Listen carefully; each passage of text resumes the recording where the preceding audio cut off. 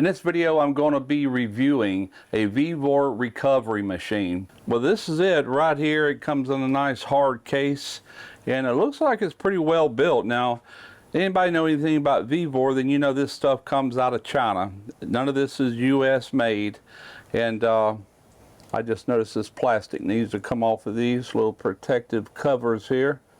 It does come from China, and I've got other Vevor things that I've had absolutely no problem with. A lot of cooking related things from my other channel. I do have a barbecue channel. Some of you already know that, some of you don't. But at any rate, this is it. And I'm just going to show you around. There's really not a lot to show you. This is a built-in 12-amp breaker right here. This is your on and off switch. You got your low side gauge and your high side gauge. And of course, I'll be hooking my manifold set up to this when actually using it. Now, this is your inlet into the machine. This is your output going to a recovery tank. And if you look right here, you'll see there's some fans back in here. There's tubing. That's actually your condenser. So when you start this process and begin to actually pull refrigerant in this inlet right here, it's going to be a saturated refrigerant. In other words, it's vapor and it's liquid also, but it will run through the condenser and it will actually come out as nothing but liquid. Liquid's going to the tank. Now this also, let me show you this real quick first. This will come off, and I actually took it off earlier and put a little oil around these O-rings. You got a little O-ring right here, and if you look down in there, you can see that little screen in there. That's just for anything big enough that could damage that machine to where it doesn't get sucked into it. That's all that's for. Now, it could be cleaned out easily, but they also sent a second one. I'll put that up in my, I have a toolbox over here dedicated to air conditioning fittings and such as that. All right, we'll put that back on, and that'll just stay there. I will check that screen periodically. Now, it also comes with this little filter dryer here and this hose. Now, there's no kind of Schrader valve in either one of these. This would simply go into your inlet. You want to try to capture any kind of contamination, moisture, whatever, while it's actually going into the machine or before it goes into the machine. Now, it did come with these fittings right here. I had to use one of them here because that's going to convert this to the R134 connection, and that's all I've got this for is R134. Now, this machine is capable of pulling out pretty much all refrigerants except for A2L refrigerants. And if you don't know what an A2L refrigerant is, that is actually your newer refrigerants that are replacing our older ones. R410A, which is in most home air conditioners, is being phased out, and it's being replaced with an R454B and also an R32. Both of those refrigerants are mildly flammable. So this particular machine is not rated for that mild flammability, and it's also not rated to use on the new automotive refrigerant, the R1234YF. R134, that's what I'm going to dedicate this to, and the reason being R134 is going to be around a very long time. The cars and automobiles just in the last year or so have started to put in the new refrigerant.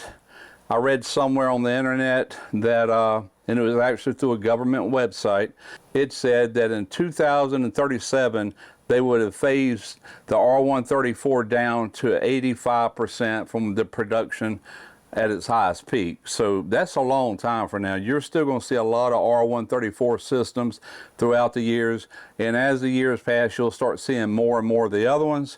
And if I'm still around at that time, then I will get a machine that is capable of those refrigerants. Now, Vevor has two different models already that can do all of them. What I like about Vevor is mainly for like what I'm doing. It's a DIYer type setup. The beauty of it is the price. This one right now, if you go to their website, and I will have links in the description, it's listed at $377, I believe it is. But if you go in there and register, just like you register on any other website, it's all free. You can get this for $295.99. I don't think you're going to find a recovery machine nowhere that cheap. And now the longevity on it, only time will tell. This is not something I'll be using every day, but I think if I can get years of use out of this, then I'll be a happy camper.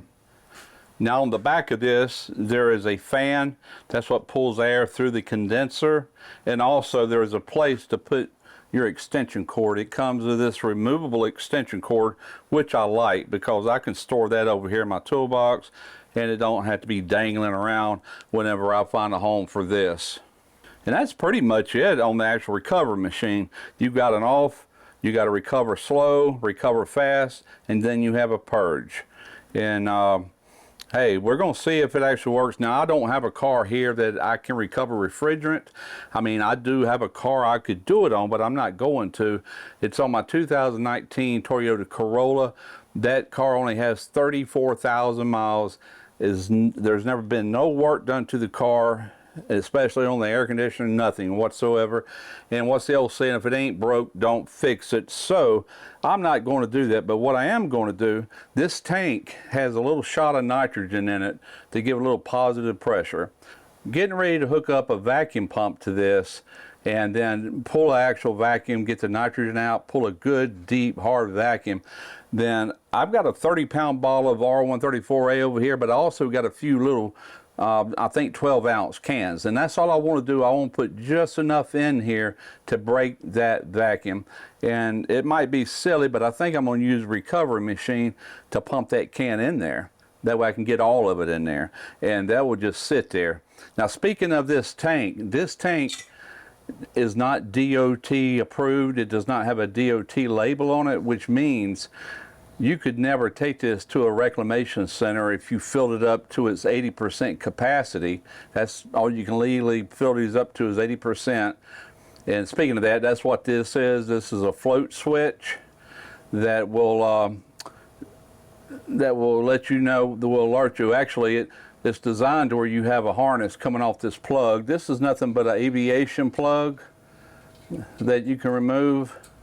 You can hook some wiring into that, and that would go to the machine, and that would actually cut the machine off. Now, this particular machine will not accept that. So what I think I'm going to do, it might sound silly, but that's just a 2-wire. I think I'm going to order me a little 9-volt battery harness with a little 9-volt buzzer, put it in a plastic box, and wire it into here. And this will be the switch for it. If this ever gets up to 80% capacity, it will set that little buzzer off. It's a possibility. But like I said, the reclamation centers will not touch this because it's not DOT approved. Now, they are working on that. Before long, these tanks will have their DOT stamp on here and the numbers, and at that point, no problem. But I'll never be able to do it with this tank because the numbers are not currently in there. So the reason I wanted this tank, and by the way, this tank does not come with this recovery machine. They're sold separately. This is going to be a dedicated tank just for my car. It's a brand new tank, going to pull a vacuum, going to put some virgin refrigerant in it, and at the time that I need to actually pull refrigerant out of my car, it'll go in here till I can make the repair, then I will put it right back into the car. And you can legally do that to the EPA as long as you own the car, the refrigerant. You can pull out your own refrigerant and reuse it. Now, it's illegal to, let's say, if I had a bunch of cars coming in here and storing everybody's refrigerant in these tanks, I cannot turn around and put that back in anybody's car. That part is not legal. You never know what you're getting. You might pull the refrigerant out of a car and it could be heavily contaminated, and you just don't know. But if you're using it for your own personal use, you know what you got, then there's no problem whatsoever. It's allowable to the EPA. And another reason I don't want to pull that out of my car right now is because anytime you recover refrigerant, there is a chance you're going to get some oil moving with the refrigerant into the recovery machine, into the tank. I want an oil separator. Most of your more expensive units, your really big ones, they have oil separators to where you can actually measure just how much oil you lost, to where you can put that amount back into the car. So what I done is I ordered one. It's from another brand. I didn't see none that Vevor made, but it will actually mount right here on the side, and it's a little oil separator. And your line would go in, it would come out, and then go into here. Filter dryer would be up back here on this side, and I would feel a lot better about it once I get that oil separator as far as pulling refrigerant, not only out of my car, but anybody else's. Now I'm gonna have to buy another tank that's DOT approved, to where if I have friends and family come over here and I have to remove their refrigerant, then I'll have another tank to use for that. So yeah, if I'm pulling refrigerant out of cars that belong to other people, I need a dedicated tank, and I would actually have to fill that up to 80% capacity, and I'd have to recharge their cars with virgin R134A. And I've got plenty of that on hand, so that's no big deal. Once you get this up to capacity, from there it goes to the reclaim center, and they'll take that refrigerant, and a lot of them just swap bottles with you, and they'll take and they'll filter all that out, clean it out, get rid of any impurities, any oil, anything like that. That's how the system works, you know, that's how it's done. But as like I said earlier, as far as my own car, I don't have to do that. I can just dump it in here and then put it right back into the car. My car only. Anybody else's, I've got to have a different tank for that, one that I can actually swap out. All right, so if you'll notice, what I've done here is I've only tied into my vapor side of this tank right here. I got the valve closed, got this good and snug. I made sure all my connections, all my gauges are snug. Make sure this high side is off. I'm not using the high side. Our center hose, yellow, is going to the vacuum pump. Now, if you remember earlier, I said that this has got a little bit of a nitrogen charge in here, so I want to relieve that. It wasn't much, just a little hiss. Make sure we get this back on good and snug, good and tight, because I doubt I ever use that for anything. Now we just want to open this up, turn the vacuum pump on.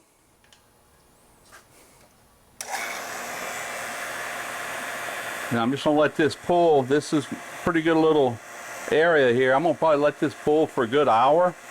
I'll be watching my gauge. When I pull down to like 29.9, then we'll do a decay test on it and see if it'll hold vacuum. I'm sure it will. It's a brand new tank. Also, I meant to mention, I do not have a micron gauge for pulling a vacuum. I don't really need it on this setup because this thing was shot with dry nitrogen. It's never been exposed to moisture on the inside since it's been purged out with the dry nitrogen. So I know I'm good here, and like I said, I'm gonna pull about a 1 hour vacuum. Right now I just cut the valve off and did a little decay test. It's holding like a rock, but I'm gonna just let it run just to know, being a brand new tank, that there's no moisture in this thing. But at some point I will pick up a micron gauge. They're pretty expensive, and like I said, I'm retired. But now, with that said, I do have an Amazon wish list link in my description box. But at any rate, I'll eventually get one way or the other. All right, so I pulled my long vacuum, and I probably didn't have to pull near that long. That's just my way of kind of making sure, because I don't have a micron gauge. A micron gauge is more of an indicator of how much moisture is left in the system. Yeah, it's reading in vacuum, you know, but it's like if you get really low, like 500 or below, then you can rest assured all your moisture has boiled off and has been pulled out, which I'm not worried about this tank for reasons I said earlier. It's never been subjected to the air, other than when they first built it. It was purged at that time, still had pressure on it, so I feel good about it. But I've been running this decay test, still holding like a rock. We've been holding about 15 minutes. So what I want to do at this point, that's already dogged off. Go ahead and close it off to the tank. That'll hold that vacuum back. Go ahead and release this. Okay, just lost the vacuum on the gauges. To be expected, no big deal. Go ahead and get these gauges out of the way. I'm gonna get the vacuum pump out of the way. I'm gonna set some scales right here. And the reason I'm doing the scales, I want to check the accuracy. I've only used them a couple other times, and I want to tear this tank out to 0, and I'm gonna put 12 ounces in this tank, and I want to see just how accurate it is. It is a fill piece. Oh, and I will have to put that adapter on this vapor side because the hose I'm using actually comes off my R134 gauges, and it's going to have to fit to this. I don't want to put too much force on this, just snug it up a tad.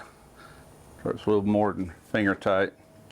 All right, so here's my setup. I've got my regular R410A gauges set up again because it's 1/4 inch, and 1/4 inch on this fitting here. Now this is a R134A can tap, so I had to put a 1/4 inch adapter on the here. And then this side's cut off. I'm gonna go ahead and open this can of refrigerant up. All right, as you can see the gauges, it's responding to it. I don't want to purge the air out of this here. What I want to do is go ahead and let it run through the machine, then I'm going to purge it at the tank. So we'll go ahead and turn this to recover slow. Got our dryer in line. I'm just double checking to make sure I got all this right. High side's cut off. Let's turn it on. Now we can open our valve. I'm getting a little liquid out of here. We're purged. Let's open this up. There we go. This can's getting cold. It's pulling it right out.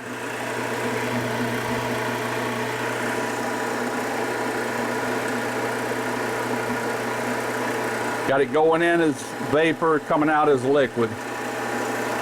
Now, going in up here, what's going to happen is this going to be liquid, but then that liquid is going to expand again. So really, it's just going to be vapor, and then it'll start compressing this tank. At some point, it'll be a saturated refrigerant.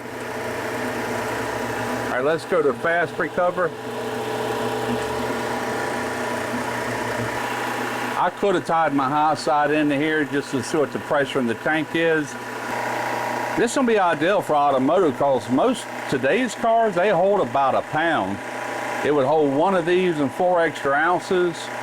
And I've already pulled out 5 ounces. And like I said, you could have your little bucket of some warm water and make this even faster. It'd push it on in there.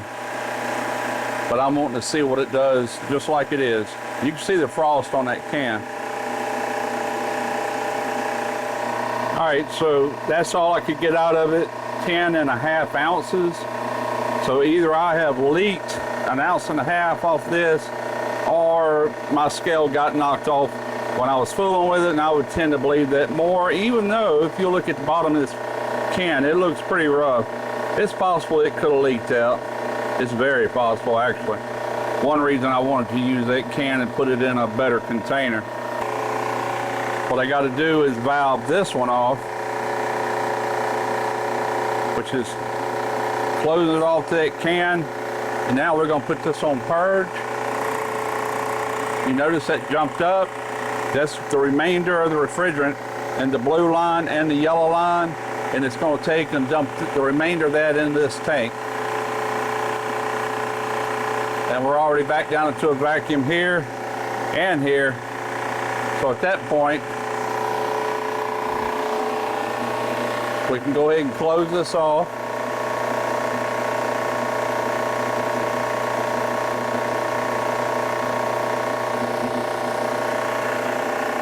Turn this off.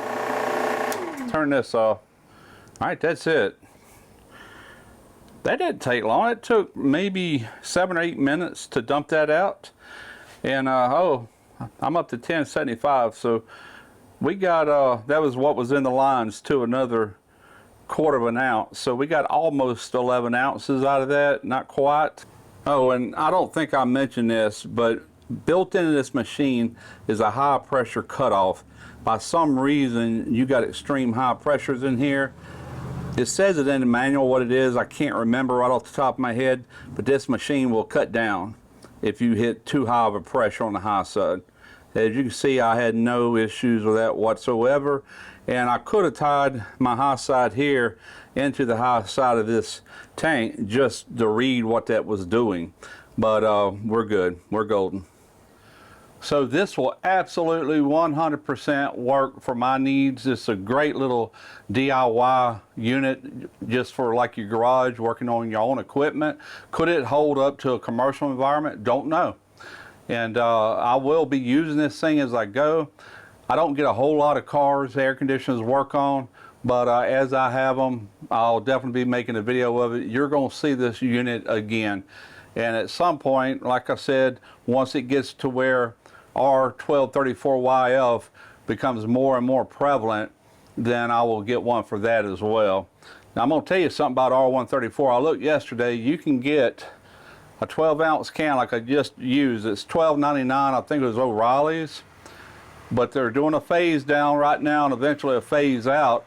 So what's going to happen is every year that they slash the production, the price is going to get higher and higher and higher. And when it gets close to phasing out, it's going to be like R22. You can still get R22. They don't make it anymore. What's out there is from the reclamation program, reclaiming, filtering, cleaning up, and reselling it. And eventually that'll be gone altogether. Now R410A, like you use in your house unit, it's being phased out as well. And same thing, it's going to get higher and higher with every year that passes. So if you do this kind of stuff yourself, might want to consider getting some and just sticking it back if you plan on driving a car with R134A in it for the next so many years. You know, if not, then don't worry about it. Hope y'all got something from this video. Hope you enjoyed it. I'm Russ Jones with Skill Savvy DIY. And until next time, do it yourself.